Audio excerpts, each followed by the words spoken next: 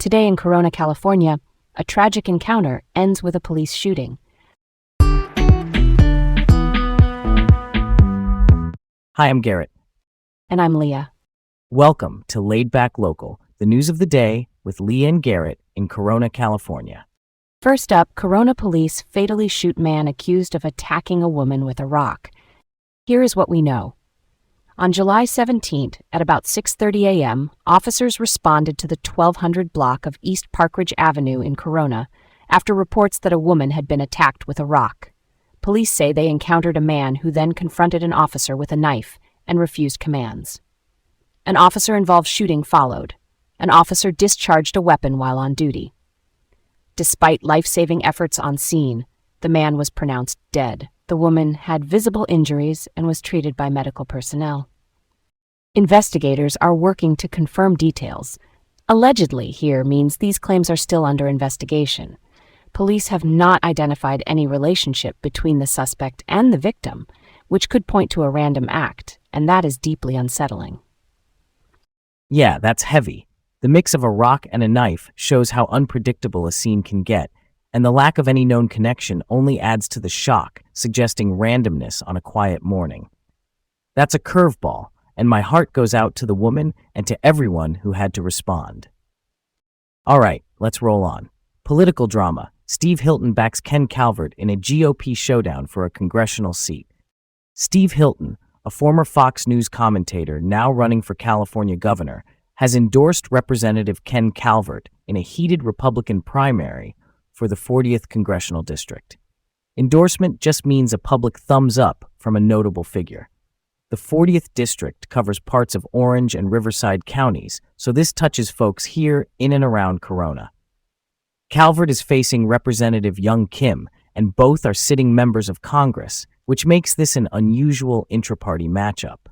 This race has been intense, with personal attacks and accusations flying.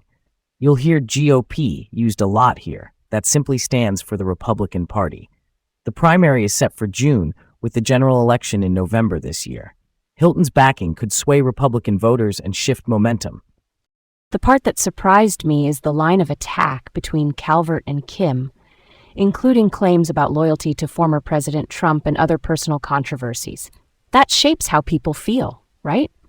But why does an endorsement from Hilton matter to voters here, practically speaking? Good question. In a primary, the first round to pick a party's nominee, endorsements act like shortcuts for busy voters. A known name signals whose agenda a candidate aligns with, and it can boost fundraising and media attention. So even if people don't follow every debate, they might recognize Hilton and take that as a cue. Not a guarantee, but it can nudge the race. Okay, let's move on. Federal grant boosts 91 freeway expansion to ease traffic in Riverside and Orange counties. A $25 million grant from the U.S. Department of Transportation will help add an 8th lane to the 91 freeway between Anaheim Hills and Corona. The project also includes widening bridges and replacing overhead signs. This corridor carries more than 300,000 vehicles daily. The work is a partnership of RCTC, Riverside County Transportation Commission, OSTIA, Orange County Transportation Authority, and Caltrans, the State Transportation Department. It is in the engineering assessment phase, the early planning and detailed design stage, so this is the groundwork before construction. Officials say the added capacity would complement existing improvements and help with future traffic growth. Honestly, it's wild how that works out. A main artery for our region still has sections with only 7 lanes, so an 8th lane seems overdue. If coordination between RCTC, OCT, and Caltrans stays tight, it could smooth things out for daily drivers.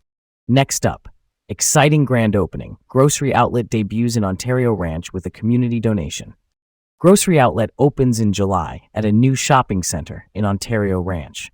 Owners Gloria and Jason Pineda say the store will feature overstock goods, extra inventory from brands sold at a discount, including items like wine, snacks, and pet food. Their model means sales are unpredictable and inventory changes fast, so if you like something, you grab it right away. At the opening, they plan to donate $1,000 to New Beginnings Community Church, a local congregation that supports families in need. I love the community tie-in, Truly, affordable everyday items help families stretch a budget, and the donation at launch sets a helpful tone. Real talk. For folks who like the treasure hunt style of shopping, this is right up your alley, and it keeps dollars local. Last up, Empowering Women, the Female Maker Market launches at Victoria Gardens. Victoria Gardens, the outdoor shopping center in Rancho Cucamonga, debuted the Female Maker Market in July at Chaffee Town Square.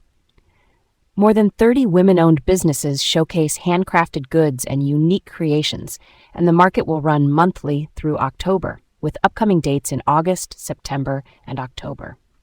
It is outdoors, which is a smart use of our Southern California weather, and it gives local entrepreneurs a platform to connect with neighbors face to face.